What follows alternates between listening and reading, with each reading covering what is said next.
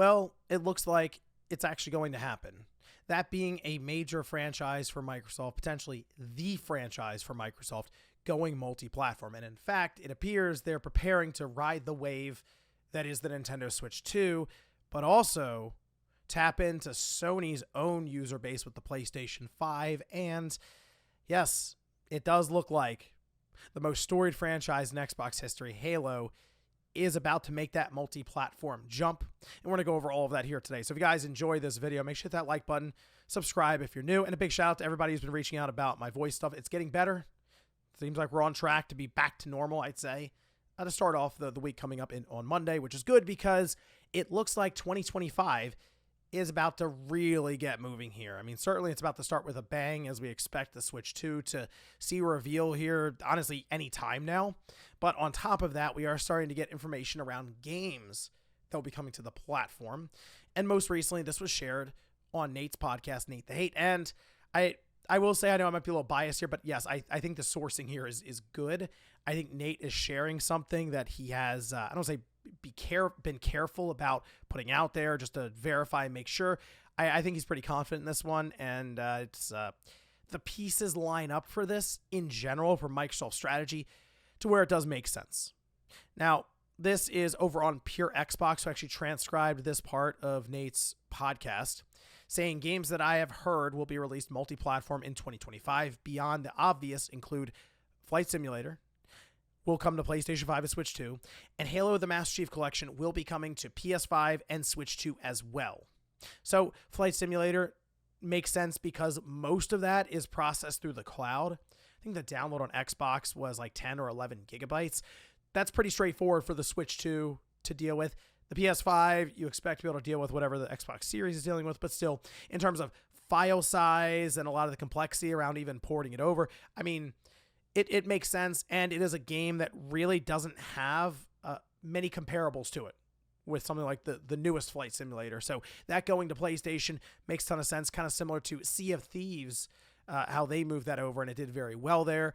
I think it'll do well with PS5, and it'll just be interesting to see it on the Switch too, because that is a very demanding game, but also a very pretty looking game. So that's, again, interesting in terms of the port process and what version we end up with where.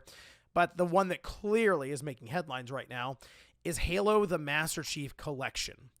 Now, the Master Chief Collection in general had a rough history. When it launched on the Xbox One VCR, it was a struggle for that game when it came out. It really didn't work well at all. It's like day one, I remember getting it, popping the disc in, doing the install and stuff, any updates, and then matchmaking was just busted. Sometimes you would get into a match. I think that day, release day, I got into 2 matches, and I tried all day. This was one of those games where I like took off of work and everything. I had the whole day open, going to play Master Chief Collection, going to relive some of these old Halo games with newer visuals, and matchmaking is awesome. Except it wasn't, because it didn't work. Now it's at least in a better place functionally, but I still think it needs some updates because it's notable that you can run into cheaters, for example, on Master Chief Collection. Not constantly, because, for example, yesterday I was playing some of it and I went through 4 or 5 matches and they were all fine. No issues at all. Now I was mostly jumping between Halo 3 and Halo 2, but still, I didn't run into any flying warthogs or people just doing crazy rapid-fire auto-aim and wiping everyone out. But it going to Switch 2 and PlayStation 5 certainly signals a massive, massive shift for the industry as a whole and how we're viewing these platforms and consoles. Halo has been like Xbox's mascot since the beginning. Since the original Xbox came out in 2001, it was there. It carried that launch. And for years, even after that, it was the go-to game. If you had an Xbox, you're probably playing Halo, like just outright. And you were probably doing things like hauling 100-pound, 32-inch CRTs up the street with a friend, like one person on each side, just trying to walk it up the street to get to the other person's house so you could do LAN play. Halo 2 came out, of course, that did correct a lot of that, added in online multiplayer, which was incredible. It was like revolutionary for just gaming on console because it had a lot of the social features worked out that eventually found their way to the Xbox 360 as just a native system level thing. And then from there, Halo 3 was incredible. Halo 4 started kind of the decline though after Reach. So for me, looking at this, and the current position of Halo, I actually think this would be good, even though I know people right now, I'm sure a lot of the old head Halo fans like myself are like, you can't move Halo off of Xbox. It is Xbox. Times are obviously changing. Microsoft themselves are kind of describing Xbox as not being the Xbox we remember growing up. It's more of a platform, not necessarily a console.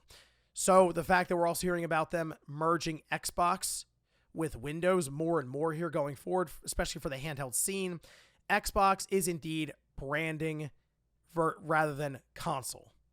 If that is the case, as we are to believe it, then yeah, I mean, Halo at that point is not necessarily attached to any one console, but it can still be attached to the Xbox brand because let's face it, they'll move Halo Master Chief Collection to Switch 2 and to PlayStation 5, and we all know what's going to happen then when you go to play it. You probably have to sign in with an Xbox gamer tag, basically. You have to make an email and then sign up there. And that way they can record you as a concurrent player, a monthly active user that will then, of course, work into all of the reports they have for investors. So Master Chief Collection, I think, would do well on other platforms. I think it would do really well on PlayStation 5. I think Switch 2, there would be a certain curiosity there, especially from just what I assume is going to be a substantial user base. It'll take a little while, of course, for Nintendo to build back up to 100 million plus, but it won't take that long. And Master Chief Collection being there, as Nate has mentioned, this year, I mean, it's going to be there from the start. So it will continue to build and build and build as they go. And the Master Chief Collection, as an idea, was great because it had all the legacy Halo games there. 1, 2, 3, Reach, 4, ODST. And now more than ever, it's been built out to where if you just want to do the single player stuff, even if it shows up at like $40, $50, it's completely worth it with the amount of content there just from the campaigns. And of course, the online multiplayer works well, cross-play the whole thing, completely worth the value, like absolutely pay the money for it then. But this isn't the first time we've heard about Halo going to a platform that's not Xbox. At one point, there was a pitch for it to be on the DS. And I think this still plays into Microsoft, especially even around this time, right in 2007, Xbox didn't exactly have a handheld, so they weren't competing with anyone. Like, they didn't see the DS as competition for them, so why not put a franchise like Halo on a Nintendo handheld and see if you can pull some of the audience to your brand, to your platform, which at the time was the Xbox 360. Now it's just sort of this platform, this brand that can exist anywhere. And I mean, that's the idea of their current marketing. This is an Xbox. Basically, anything is an Xbox that can stream or even at times can play these games natively. That said, as somebody who has been there since the beginning with Halo, who has played them all, who has gone hundreds of hours into each multiplayer, yes, even 4 and 5, how do I feel about this? You know what? I actually think I'm kind of excited for this. Why is that? Because Halo is not in a great place right now, and I think this is a way to bring some excitement back to Halo. It launching on PlayStation 5, it launching on Switch 2, this would be new for a lot of people. It just would. It could maybe find a new audience, make a kind of a shot in the arm for the franchise, maybe reinvigorate it a bit, and get people interested and having fun with Halo again. It's so stagnant right now, and all the damage that's been done from not only the show, but also Halo Infinite, it's rough currently. And you know what? The legacy games still hold up well. The multiplayer for Master Chief Collection is awesome. You can pick and choose any of the Halo games you want, and it'll matchmake between them with different game types. You can go oddball with Halo 2, to then go to capture the flag with Halo 1, to then Halo 3 and Team Slayer. And you can do that back to back to back to back in matchmaking over and over and over again. And it's a really cool thing to experience going through the history, not just with campaign, but with the multiplayer with all of your friends in one room. And I think seeing this now as more of a finished product being introduced versus what it was when it first started out, almost about a decade ago, almost, I think it's going to be really neat just to see some of the reactions online for this, or even people who have never played Halo before. I don't think it's going to pull the Fortnite audience away. Right? It's not even going to pull the Call of Duty Warzone people, but you might have some that just, maybe they want to check it out, and maybe they become a fan, and then Halo can kind of start to build back up from the ashes at this point where it's currently laying.